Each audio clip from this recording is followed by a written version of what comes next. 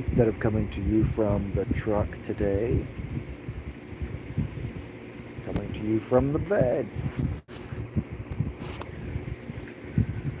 So I am recovering from my evisceration surgery, which means they have removed this eye. And yeah, so just kind of recovering from that. September 5th, I'm going in to get the patch removed. There's a shield around this area, but it's well taped to my face. Hopefully you can hear this good enough. I've got a fan going. Yeah, no, everything went good. The only issue that I had was they were kind of rushing me out of the hospital, since it was an outpatient. Like I couldn't have even told you what my name was. They were two people were helping me get dressed, and I was in a ton of pain. But they had to stabilize my breathing and everything before they could give me more pain medicine. I have no idea what they were giving me, but I know that it wasn't very strong. Because when I woke up, I was in quite a bit of pain. Yeah, and then when I was leaving out, because it was obviously difficult for me to get my clothes on, to get dressed. But I just remember looking down at my feet, and like my socks were like half on. They were all like falling off of my feet.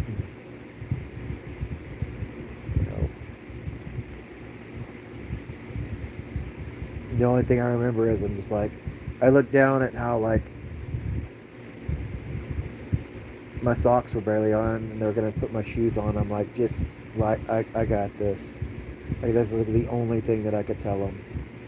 I get dressed, try to get out of the bed, and literally had to have two people hold me up because I couldn't even stabilize myself. Put me in the wheelchair, and I'm off. And I immediately I'm like drenched in sweat. My mother was the one who drove me there, so she was there with me, and she said whenever I got into the truck, I was completely white, my lips were white, and I was just drenched in sweat. It's like I've never seen me like that before. So I don't know if it was just a reaction to the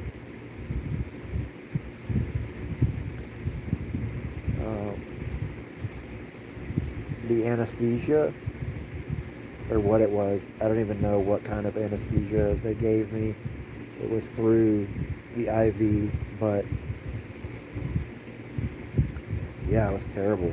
And it wasn't even, by the time we got home, it wasn't even really wore off yet. It was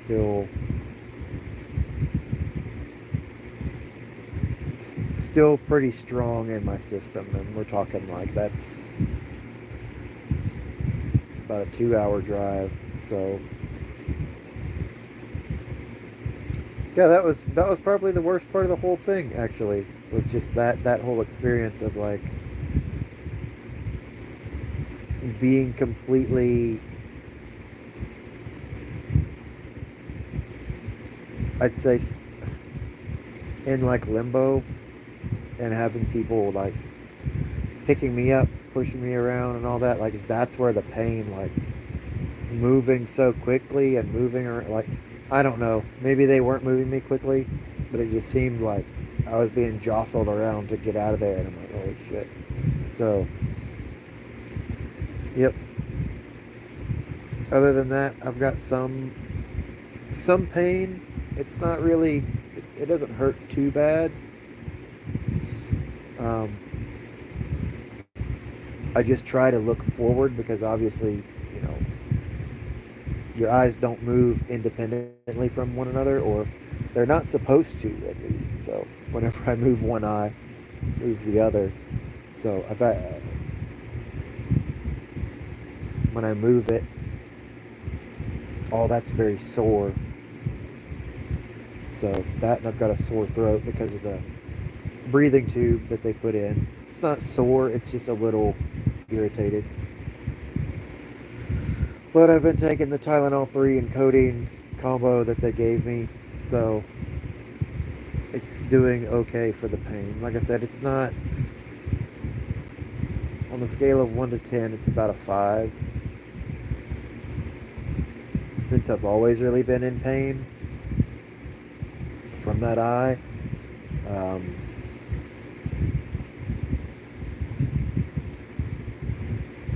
it's not terrible. What's going to be neat is that the pain will actually go away because I'm so used to there being constant pain that I don't know really what it feels like to have that alleviated. So it's going to be nice to wake up and not have that pain there. So on September 5th, I get this patch off, and then I'll have to wait 6 weeks and get the prosthesis. So, yep. I just basically wanted to do this update. So I will leave it at that. I'm going to get some more rest because my face practically all around here itches, and I can't do anything about it because I have to leave all this tape where it is for the next until the 5th. So must relax.